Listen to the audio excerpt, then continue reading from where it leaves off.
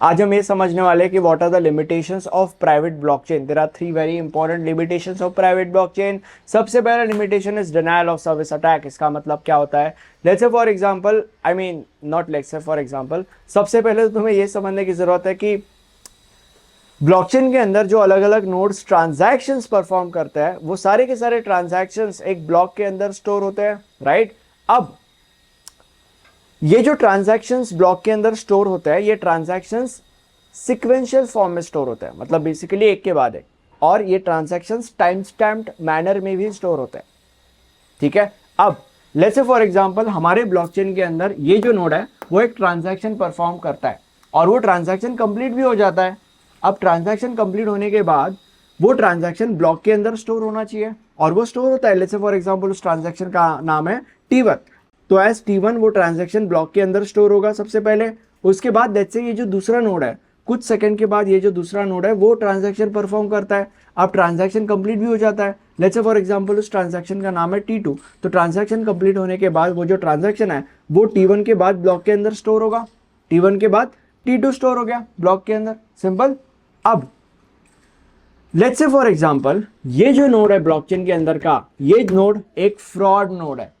अब क्योंकि ये नोड एक फ्रॉड नोड है, इसीलिए ये नोड एक ऐसा ट्रांजैक्शन परफॉर्म कर सकता है जिसको कंप्लीट होने के लिए बहुत ज़्यादा समय लगेगा, और क्योंकि उसको कंप्लीट होने के लिए बहुत ज़्यादा समय लगेगा, इसीलिए ट्रांजैक्शन को इस ब्लॉक के अंदर स्टोर होने के लिए भी बहुत ज़्यादा समय लगेगा।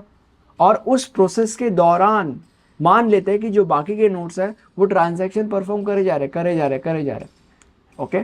तो अभी क्योंकि इस नोड का ही ट्रांजैक्शन ब्लॉक के अंदर स्टोर नहीं हुआ है, इसीलिए जो बाकी के नोड्स ट्रांजैक्शन परफॉर्म कर रहा है वो ट्रांजैक्शंस भी ब्लॉक के अंदर स्टोर नहीं होने वाले, क्योंकि ब्लॉक के अंदर तो सिक्वेंशियली ट्रांजैक्शन स्टोर होते हैं या टाइम स्टैम्प फॉर्म में ट्रांजैक्शन स्टोर होता है, राइट? तो जब तक इस फ्रॉड नोड का ट्रांजैक्शन इस ब्लॉक के अंदर स्टोर नहीं होता तब तक बाकी के नोड्स के ट्रांजैक्शंस इस ब्लॉक के अंदर नहीं स्टोर हो सकते। बट क्योंकि ये इस नोड का ट्रांजैक्शन तो स्टोर होने के लिए बहुत ज़्यादा समय ले रहा है, इसीलिए जो बाकी के नोड्स ट्रांजैक्शंस परफॉर्म कर रहे हैं उन ट्रांजैक्शंस को कंप्लीट होने से लेकर तो इस ब्लॉक के अंदर स्टोर होने तक का जो सर्विस है, इस सर्विस में आएगा डिनायल, और इसको हम कहते हैं डिनायल ऑफ सर्विस अटैक।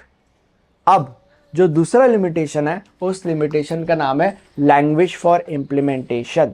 अब क्या है कि हम लोग अभी प्राइवेट ब्लॉकचेन की बात कर रहे हैं, बट जो पब्लिक ब्लॉकचेन होता है उस पब्लिक ब्लॉकचेन के अंदर नॉर्मली जो प्रोग्रामिंग लैंग्वेज का इस्तेमाल किया जाता है उस प्रोग्रामिंग लैंग्वेज का नाम है सॉलिडिटी। तो सॉलिडिटी एक ऐसा प्रोग्रामिंग लैंग्वेज है which is proper for public blockchain. Normally हम पब्लिक ब्लॉकचेन के अंदर for example Ethereum is example of public blockchain, तो इथेरियम के अंदर नॉर्मली हम let's say for example Solidity programming language का इस्तेमाल करते हैं।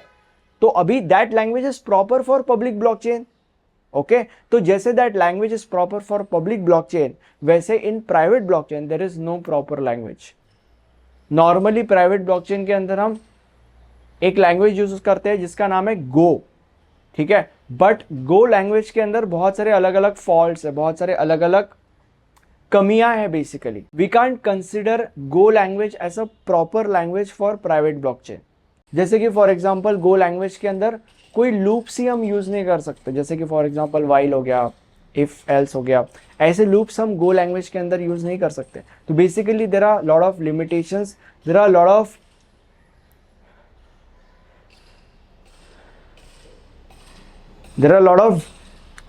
Loop holes in the language called as Go. इसीलिए प्राइवेट ब्लॉकचेन के पास अपनी कोई प्रॉपर लैंग्वेज नहीं है। अब अगला जो लिमिटेशन है उसको हम कहते हैं स्टेट सिंक्रोनाइजेशन। इसको समझने से पहले तुम्हें यह समझने की जरूरत है कि स्टेट सिंक्रोनाइजेशन के लिए ब्लॉकचेन के अंदर बहुत सारे नोड्स का फ्रॉड होना बहुत ज़्यादा ज़रूरी है। मतलब तुम ये कह सकते हो कि 50% से ज़्यादा नोड्स अगर फ्रॉड हुए तो तुम ये कह सकते हो कि स्टेट सिंक्रोनाइजेशन का प्रॉब्लम अराइज होगा, राइट? अब स्टेट सिंक्रोनाइजेशन का मतलब क्या होता है? लेट्स से फॉर एग्जांपल ये जो नोड है ये नोड कॉन्ट्रैक्ट को एग्जीक्यूट करता है। अब कॉन्ट्रैक्ट का मतलब क्या है? कॉन्ट्रैक्ट का मतलब बेसिकली कुछ रूल्स होता है जो ब्लॉकचेन बाद में अप्लाई करेगा, ठीक है? तो मान लेते कि ये जो नोड है वो कॉन्ट्रैक्ट को एग्जीक्यूट करेगा। अब कॉन्ट्रैक्ट को एग्जीक्यूट करने के बाद वो जो कॉन्ट्रैक्ट है वो अलग अलग नोड्स पे ब्रॉडकास्ट होगा।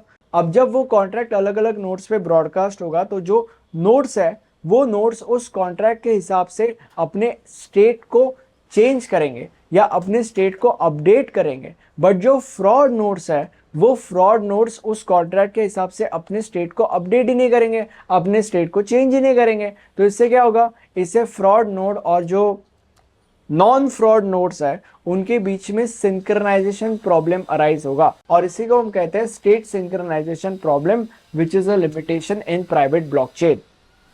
Thank you so much.